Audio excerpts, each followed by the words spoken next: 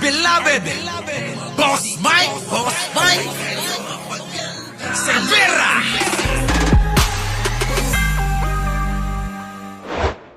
On record, Mr. President, na nakapanlulumo, Nox. nakakagalit at Nox. nakakakulo ng dugo, Nox. Mr. President, na Oh. marinig at Ang? makita right before our very Kala mo, totoo tong kinang-inan to, no? Grabe, no, mga kababayan, no? Kala mo, totoo. Ibang klase, oh. Tingnan nyo, mga kababayan, magdrama tong mga ito. Ganyan sila, mga kababayan, no? Panoorin nyo. I just wanted to put on record, Mr. President, na nakapanlulumo, nakakagalit at nakakakulo ng dugo, Mr. President, na marinig at makita right before our very eyes. Ginahasa po ng flood control program ng gobyerno ang aming lalawigan sa Ano, ginahasa ng proyekto ng flood control ng gobyerno? Walang ya talaga kayo, oo. So parang binibintang mo pa sa gobyerno. Hayop, mga kababayan ko, naturingang senador. Pero inyo, mga kababayan, parang may kasalanan pa yung proyekto ng gobyerno. Hindi ba dapat ginahasa ng mga ng scam ng pondo ng flood control? Anong pinagsasabi mo? Nagkakabari-barimbot ka na. Oh. right before our very eyes. Ginahasa po ng flood control program ng gobyerno ang aming Kita nyo? Ginahasa po ng flood control program ng gobyerno. Anong gago? Bakit kailangan sisihin mo yung programa? Yung programa matino. Yung nag-implement ang hindi. Di ba? Yung mga district engineer, di ba? Yung mga director, yung mga politikong katulad mo, di ba, Direk? Tama ba, Direk? Yung mga congressman, yung mga yan, yung mga nakinabang, hindi yung programa ang sisisihin mo. Di ba? Tuloy. lalawigan sa Bulacan. Kita nyo? Grabe, no? Matindi. Ginahasa po ng flood control program ng gobyerno ang aming lalawigan sa Bulacan. Kita nyo, mga kababayan ko? Sinisi pa yung proyekto ng gobyerno. Kung di ba naman gago to? Eto. Mga kababayan ko. Panoorin yung maigi ito. Pakingganin ninyo. Na pagkalkal sa mga palyadong proyekto sa Bulacan, isang picture ang lumutang. Makikitang magkakasama sa litrato. Sina dating 1st District Engineer Henry Alcantara. Yan, si Alcantara ho, mga kababayan, yan po ay naku, grabe rin. Yan po ang dahilan, mga kababayan, na kickback din ng marami. Bukawi, Bulacan Mayor John Villanueva, Konsehal Jerome Reyes, ABC Cap Robin Del Rosario, at ilan pang opisyal. Ano yan? Bakit kasama yung kapatid mo dyan? Bakit magkakasama yung Villanueva? Villanueva, yung kapatid mo kasama. Kasama nung district engineer. Yung bang mga dapat na nagbabantay na sumasalakay sa kaban ng bayan. Binabantayan dapat, mga kababayan, yung pong ating mga pondo at yung proyekto. Kaso, mga kababayan, alam nyo ba ang ibig sabihin ng bantay sa lakay, mga kababayan ko? Yan, mga kababayan ko. Ito, tingnan nyo. Panoorin natin ito ng buo, mga kababayan, tara. Mariing kinondena ng mga senador ang mga maanumalyang flood control project. Hugas kamay naman si Senator Joel Villanueva sa gitna ng kontrobersya sa kanyang probinsya. Kita nyo, hugas kamay. Pare-pareha sila, mga kababayan. Si Bongo naguhugas ng kamay. Wala daw kinalaman, kahit yung pamilya niya, hindi daw. Hindi daw na nakinabang kahit piso yan. Ito naman si Joel Villanueva, may padrama-drama pa. Ginahasa daw ng proyekto ng gobyerno yung pong probinsya nila. Ano ba talaga? Di ba, probinsya mo yan, dapat alam mo yan, na meron talagang pondong nakalaan para dyan, pero bakit walang nagawa yung mga yan? Tila ba parang hindi na nagbabago ang bahanang Bulacan? Ano? Ito ang agenda report ni Dexter Ganibe ng Abante. Mistulang hindi sumakses si Senator Joel Villanueva sa mabilis niyang pagdistansya sa issue ng mga maanumalyang flood control project sa Bulacan. Hindi kasi Boom! pinalagpas ng mga netizen ang pag-balljack sa Senate Majority Leader. Kita nyo mga kababayan, papasa ka ba? Lalagpas ka ba sa mga netizen? Yung mga netizen mismo ang nakakakita dyan, Joel. Oo, you say, GIL ako pero forthwith pala kayo, magnanakaw. Oy, grabe ka naman. Sa Senate Blue Ribbon Committee noong Martes, inamin ni DPWH Secretary Manuel Bunoan na ghost project ang ilan sa mga proyekto ng Wawaw Builders na ang pondo ay mula sa insertion sa 2025 budget. Sino nag-insertion mga kababayan? Di ba yan? Yan, kasama si Chis Escudero. Di ba, you say? Sino nag-insertion ng budget? Ito! At saka sino? Si Chis Escudero. Di ba? Yung pala eh. Yung pala yung in-insert nila ng mga pondo eh. Naglabi po ba ako sa inyo? Kinang ina mo. Alam nyo, eto nakakainis sa mga politiko eh. Maglilinis-linisan. Akala mo talaga mga walang alam. Ano po? Nang kahit na ano o kahit isang flood control. Akala mo talaga yung drama sa mukha mga kababayan nito. Yung drama sa mukha nito mga kababayan ko. Tignan yung maigi, mga kababayan. Project, contractor, etc. Ito nga yan eh. Nakakabwisit, mga kababayan. Hindi naman kayo ang iniimbestigahan. Bakit sinisingit mo yung sarili mo dyan? Huwag kang masyadong halata. Papahalata ka masyado eh. Hindi naman kayo yung iniimbestigahan eh. Ang iniimbestigahan, yung mga flood control na nawawala na ang nireport ay natapos na. Yung mga flood control na naumpisan pero hindi natapos. Yung mga flood control na nagawa, natapos pero nagigiba. Yun eh. Anong kinalaman mo ron? Bakit ikaw? Bakit ikaw parang masyadong defensive? Para bang mga kababayan bakit magpapaliwanag ako? Kung ako mga kababayan, bakit ako magpapaliwanag kung hindi naman ako yung iniimbestigahan? Tama mga kababayan? Tama? Tuloy. In my public service career, meron po ba na nilapit? Meron po ba na nagsabi ako sa inyo, ito dapat ang gawin at ako'y eksperto? Pwede nyo po bang sabihin lang, just for the record? Kita nyo, just for the record, na wala talaga, hindi ako. May inutusan ako, maaari siguro. Mga kababayan, sabi ni Jojo Chavez tuloy, halatang guilty. Ayan na nga. Di po ba mga kababayan? Huwag kang magre-react kung hindi naman ikaw. Kaya ka na paghahalataan eh. Bakit ba defensive kayo? Na-stress kayo, no? Na-stress kayo sa pasabog ni Pangulo, no? Akala nyo kasi laging mabait yung mama eh. 'Di ba? Hugas ka may itong Villanueva, defensive masyado. Yan, 'Di ba?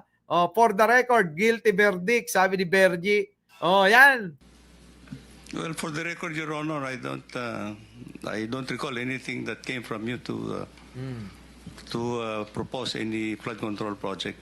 Kahapon, matapos ang expose ni Senator Panfil Siyempre, sasabihin niya yun, magkakakutsaba yan eh, no? 'Di ba? Magkakakutsaba eh. Siyempre, sasabihin, wala, hindi tayo nag-usap. Yung mga tao lang natin. Yung chief of staff ko lang at chief of staff mo nag-usap eh. Sabi ni Pachuchay, konti pa lang daw yung nagla-like. Lacson sa mga ghost project sa Bulacan, mariing kinundina ni Villanueva ang anyay panggagahasa ng mga maanumalyang flood control program ng gobyerno sa kanyang lalawigan. Ay, grabe. Ang kapal talaga ng muka. Grabe, no? Ang kapal ng mukha nito eh. Sa totoo lang. Bisita pa niya sa Senate session ng mga alkalde ng ilang bayan sa Bulacan para ipakita ang suporta sa Senado. Di ba, no? Kailangan pa talaga, no? Imbitahin niya yung mga mayors. Para saan? Hindi ko magets. Alam niyo, sa totoo lang, hindi ko magets. Bakit kailangan imbitahan pa yung mga mayor sa Bulacan? Bakit kailangan mo pang dalhin dyan? Para saan? Ano yan? para may mag-cheer sa'yo? Ganun ba yon? Ha? Grabe mga kababayan. Jill, Diyos ko, insertion laki. Grabe ka naman. Ha? Siya kaya ang gumagahasa? Malamang. Di ba? Ang kayo mga kababayan, siguro naman masisense nyo na, no? Di ba? Ano, Polonges, ano? Masisense nyo na siguro. Bakit ganun? Kailangan padalin yung mga mayor. Imbis na nagtatrabaho sa kanilang mga munisipyo, abay inabala mo, dinala mo dyan, wala naman silang alam. Di po ba?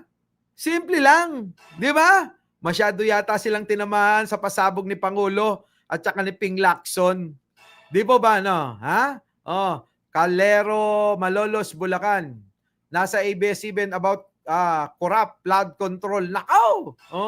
Tuloy. Sa ginagawang investigasyon. Ayon kay Senate President Pro Tempore Jinggoy Estrada, alam ng mga alkalde ang mga proyektong ginawa o gagawin sa kanilang mga nasasakupan. Ako, naging mayor din ako, kaya lahat ng mga proyekto ng mga congressman ko, nalalaman ko. Baka naman pag pinatawag na yung mga yan para mag-testify, mga kababayan, ano? Yung mga mayor na ba yan, pagka pinatawag para mag-testify, darating kaya yan? O baka naman sa patawag lang ni Joel Villanueva dumarating yung mga yan? Di po ba? Yan. Sabi dito, certified sinungaling. Grabe. Daming pera. Ano kayang gagawin nila? Yes. Marami rin ako nireject na mayor ako. Tinawag ni Senator Erwin Tulfo na Yan yun si Jinggoy.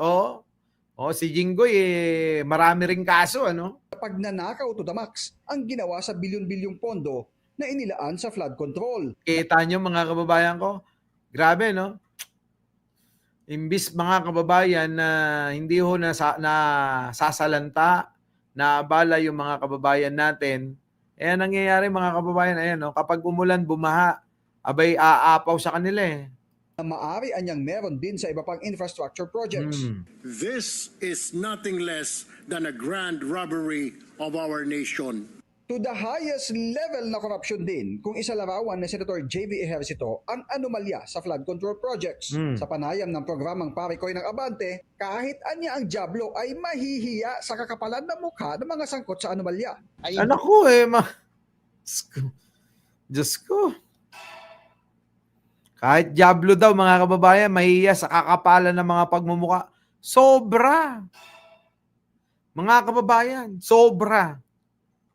Alam nyo mga kababayan, kung merong demonyo, kung yun ang pinakamasama na, yung demonyo si Lucifer. Kung yun na yung pinakamasama sa tingin nyo, abay etong mga may kinalaman dito sa flood control, abay yun ang tatalo sa pinakamasama na yan. Kung may demonyo, may pinakademonyo. Mga kababayan ko. Tapos susunod nun, si Digunyo.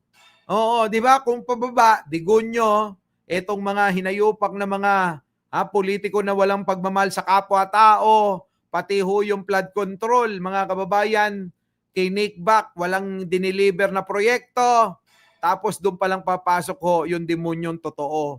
Mga kababayan, mas matataas na ang kalidad ng pagkakademonyo ng mga ito.